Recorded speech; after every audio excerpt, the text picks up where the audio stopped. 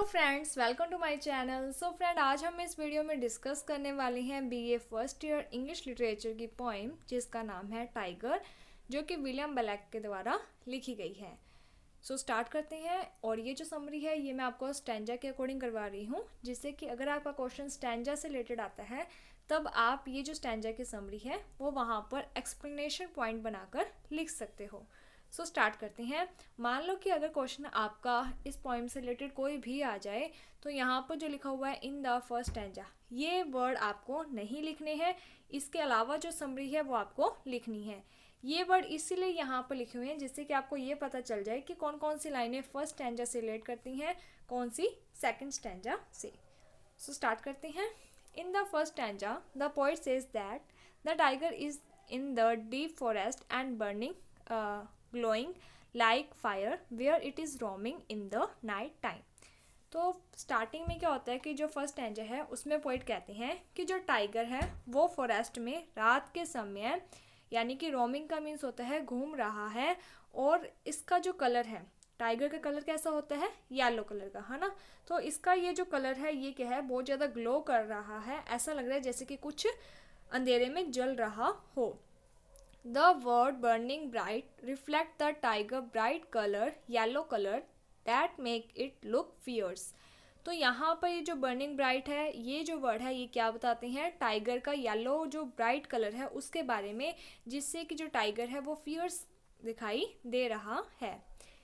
In second couplet of first stanza, यानी कि ये जो बातें हैं ये भी पहले ही स्टैंजा की है। पहले स्टैंजा की जो लास्ट की दो लाइन्स हैं उनकी बात है, उसकी एक्सप्लेनेशन है। The poet makes a rhetorical question, इसमें जो पोइट है वो क्या है, क्वेश्चन करते हैं। Which is the mortal hand, immortal hand और eye which is capable of creating और बिल्डिंग इट्स फियरफुल सिमेट्री। तो यहाँ पर जो पोइट है वो क्वेश्चन करते हैं कि वो कौन से हाथ और कौन सी आइज़ हैं जिन्होंने इस प्रकार का क्रिएचर बना लिया है, यानी कि कौन इतना कैपेबल है जो इस तरीके का जो क्रिएचर है वो बना रहा है।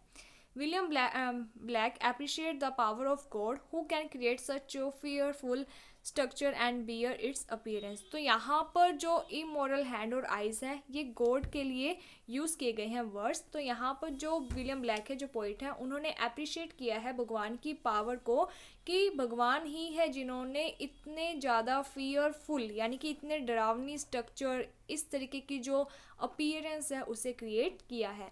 The man can neither create such fearful symmetry nor can bear it because of its fearful appearance। तो यहाँ पर जो पोइट है वो कहते हैं कि एक इंसान तो ऐसा कर ही नहीं सकता है, ना तो वो इतना fearful यानी कि कोई भी क्रिएट कर सकता है क्रिएचर, और ना ही वो उसको सहन कर सकता है, यानी कि उसमें इतनी शक्ति भी नहीं है कि वो इतने फियरफुल जो अपीयरेंस है उसे बर्दाश्त कर ले, यानी कि वो खुद ही डर कर भाग जाएगा। यहाँ पर तो भगवान ने उसे बनाया है। अब ये जो आपके सामने है ये सेकंड स्टैंजा की पूरी एक्सप्लेनेशन है, जिसे आप अगर क्वेश्चन आता है तो वहाँ पर डायरेक्ट अपना आंसर में समरी लिख सकते हो, ठीक है। In first couplet of second stanza William black continue talking about the eyes of the tiger. अब यहाँ पर क्या है कि टाइगर की आइज के बारे में बात की गई है। ही सेज दैट, वो कहते हैं, when the tiger eyes spark they appear to have a fire raging within them. तो यहाँ पर जो टाइगर की आइज़ है उसके बारे में बताया गया है कि किस तरीके से उसकी जो आइज़ हैं, ठीक है, जब वो स्पार्क होती हैं तो ऐसा लगता है जैसे कि फायर हो, यानी कि आग जल रही हो। He wonders from which distant the fire has been brought for the eyes of the tiger, यानी कि ऐसा लगता है कि वो अपनी आंखों में आग लेकर घूम रहा है, ये चीज़ है, ठीक है। The fire has been brought either from skies air और from deep ocean, that means either from sun, heaven और कोर ऑफ द अर्थ।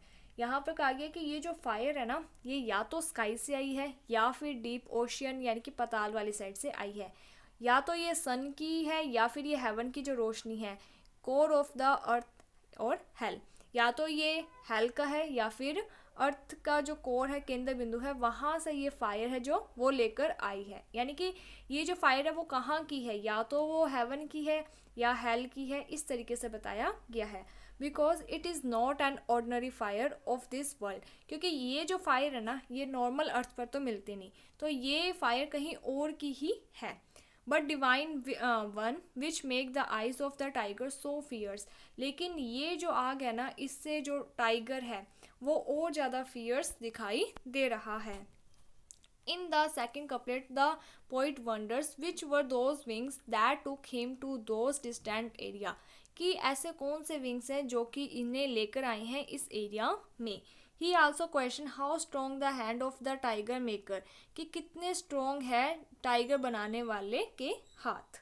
ठीक है, कि जो टाइगर बना रहा है मीन्स भगवान, उनके हाथ कितने स्ट्रॉन्ग है। Had to be that he bought such divine fire under his control, कि उन्होंने इस तरीके से जब इसको बनाया होगा तो अपने, यानी कि जब वो चीज़ें बना रहे होंगे अपने हाथों से, तब उन हाथों ने इन सब को बनाते टाइम ये जो फायर वगैरह है इसे बर्दाश्त भी किया होगा। So in the first couplet Blake appreciate the divine fire, and the second couplet he appreciate the wings and hand of the creator who has control over fire।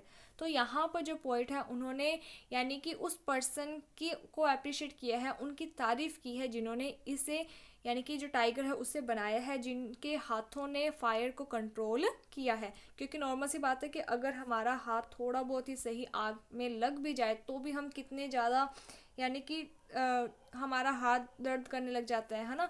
तो वो चीज़ यहाँ पर कही गई है कि एक इंसान तो ये सारी चीज़ें सहन भी नहीं कर सकता है, यानी कि वो इतना ब्रेव, इतना मजबूत नहीं है। ठीक है, उसके बारे में बताया है। इसके बाद थर्ड स्टैंजा में the poet thinks about the tigers maker manipulating the ligaments of the tigers huge body with his own hand. तो यहाँ पर अब क्या बताया गया है, टाइगर की ह्यूज बॉडी, इतनी जो बड़ी बॉडी है उसके बारे में बताया कि किस तरीके से ये टाइगर मेकर ने बनाया होगा।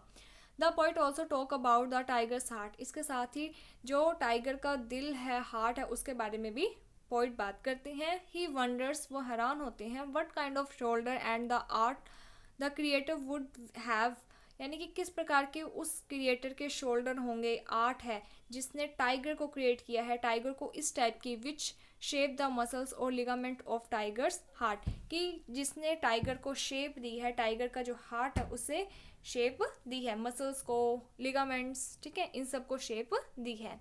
ही then question that how much force his shoulder would have to hold to be able to do that. अब यहाँ पर जो पोइट हैं वो क्वेश्चन करते हैं कि जो इसने टाइगर को बनाया है उसके शोल्डर कितने मजबूत हो गए, जिन्होंने इन सब को इतने अच्छे तरीके से होल्ड करके रखा होगा। क्योंकि टाइगर है, टाइगर को किसी को कोई पकड़ ले, टाइगर को कंट्रोल कर ले, कोई सौखी बात थोड़ी है, बड़ी बात है ना वो चीज़। He also wonder for the skillful technique would have to be adopted to achieve this mighty task। तो यहाँ पर जो पोइट है वो अप्रिशिएट करते हैं कि भगवान जिसने इसे बनाया है टाइगर को, उसके बहुत जो टेक्निक है ना वो स्किलफुल है, यानी कि बहुत अच्छी है। ठीक है, तभी तो वो इतना बड़ा जो टास्क है उसे अचीव कर पाया।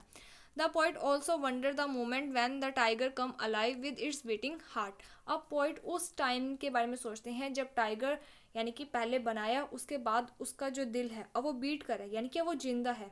ठीक है, कोई भी शेर के आगे चला जाए या टाइगर के आगे चला जाए तो क्या हालत हो जाती है, वो चीज़। The wonder and wonders how powerful the makers hand and feet would have to be in order to not be intimidate by the beast, कि यहाँ पर क्या कहा गया, वो बहुत ज़्यादा वंडर, हैरान होता है कि कितना पावरफुल होगा वो मेकर का हैंड और उसके फीट, जो कि इस प्रकार के जो बीस्ट है इससे डरे नहीं होंगे और इसको क्रिएट किया होगा। इसके बाद फोर्थ स्टैंजा है the poet compare the creator of the tiger with the black Smith in his imagination. अब यहाँ पर क्या है कि जो पोइट है ना वो क्या करते हैं कि ब्लैक स्मिथ के साथ टाइगर का जो क्रिएटर है यानी कि गॉड, उसका कंपैरिजन करते हैं। ठीक है, इमेजिनेशन में। He wonders for the divine tool like hammer, chan, anvil and furnace the creator would have used for creating the tiger brain। तो यहाँ पर वो सोचते हैं कि जिस तरीके से जो ब्लैक स्मिथ है उसे इन सब चीज़ों की जरूरत होती है, वैसे ही ये जो क्रिएटर है उसके पास भी बहुत सारे टूल्स होंगे, जैसे कि हमर है, चैन है, एनविल है, फर्नेंस भट्टी है, जिससे कि इन्होंने क्रिएट किया होगा।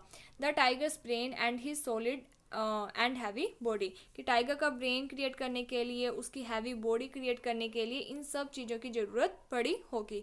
ही also think that the tiger's brain must have been made in a furnace with the high temperature. तो वो सोचता है कि जो टाइगर का ब्रेन है ना उसको बनाने के लिए तो एक फर्नेस, एक भट्टी की जरूरत पड़ी होगी और उसमें भी बहुत ज़्यादा टेम्परेचर होगा, तभी जाके टाइगर का ब्रेन उसमें बनाया गया होगा। It must have been terrible moment when the tiger was created. और वो जो मोमेंट होगा ना जब टाइगर बन गया होगा, जब वो जिंदा किया गया होगा, वो जो मोमेंट है वो सबसे ज़्यादा डरावना होगा। And also imagine how powerful is fist that could grab the tiger in its grasps. और वो सोचता है कि जिस बंदे ने इसको बनाया है और जब इसमें जान डाली होगी तो उसकी ये जो हाथ है, उसकी जो फिस्ट है, मुट्ठी है, वो कितनी पावरफुल होगी जिसने उस टाइगर को ग्रैब करके रखा होगा अपनी ग्रैप्स में। इसके बाद है fifth stanza. The poet tends to compare his deadly animal tiger to the innocent and meek lamb. अब यहाँ पर क्या होता है, पहले तो गॉड यानी कि जिसने टाइगर को क्रिएट किया है और ब्लैक स्मिथ, इन दो के बीच में कंपैरिजन किया था। अब टाइगर जो कि बहुत ज़्यादा यानी कि डरावना होता है, बहुत ज़्यादा ब्रेव होता है, और दूसरी तरफ लैम्ब जो कि इनोसेंट होता है, मीक डरपोक होता है, इनके बीच में कंपेयर किया है। The poet tend to compare his deadly animal to the innocent and meek lamb, which is quite and contrary to the nature of the tiger. तो दो जनों के बीच में कंपैरिजन हुआ, टाइगर और लैम्ब के बीच में, और दोनों का जो नेचर है वो आपस में एक दूसरे के ऑपोजिट है। The poet says that, poet कहते हैं कि when the tiger was created by God, जब भगवान के द्वारा टाइगर को क्रिएट किया गया होगा, the stars which were in war with him were so frightened by its sight and that they accept their defeat by throwing down their weapons and sky become wet with their tears। तो यहाँ पर वो कहते हैं कि जब भगवान ने क्रिएट किया होगा ना, तब ये जो स्टार्स हैं वो भी क्या है कि बहुत ज़्यादा डर गए होंगे उसको देखकर, और वो एक्सेप्ट कर गए होंगे अपनी डिफीट को, और अपने जो वेपन्स हैं, जो हथियार हैं, वो छोड़ दिए होंगे। और जो स्काई है ना, जब उसने टाइगर को देखा होगा तब उसके भी आंखें हैं जो वो उसमें से आंसू आ गए होंगे, वो भी वेट हो गया होगा। ये तो होगी आपकी समरी। इसके अलावा एक पॉइंट है symbolism in the poem the tiger. ये जो पोइम है टाइगर, इसमें जो टाइगर है ना ये एक सिंबल है, ठीक है, उसके बारे में। The poem the tiger is full of symbolism, यानी कि ये पूरा सिंबलिज्म है, एक सिंबल के रूप में इसका यूज़ किया गया है। Symbolism is a figurative device where something is use to imply idea qualities giving them figurative meaning different from literal meaning. तो यहाँ पर सिंबल का यूज़ किसके लिए किया जाता है, यानी कि कोई और बात बतानी होती है लेकिन हम उसकी जगह पर सिंबल का यूज़ कर लेते हैं, और यहाँ पर जो सिंबल है वो टाइगर यूज़ किया गया है। इसके अलावा आप एक इंट्रोडक्शन पॉइंट बना देना जिसमें सेम वही बातें कि ये जो पोइम है ये टाइगर किसके द्वारा लिखी गई है और इसमें मेन क्या बात कही गई है। फिर पूरी आप समरी लिख देना, फिर आप ये वाला पॉइंट बना देना, और अगर आपको लिखना हो राइटिंग स्टाइल तो आप लिख देना कि ये जो पोइम है इसमें टोटल कितनी स्टैंजा है, इसकी राइम स्कीम क्या बनती है, वो लिख देना। बस इतना आपके लिए इनफ होगा। So thank you friends for watching my video. Thank you.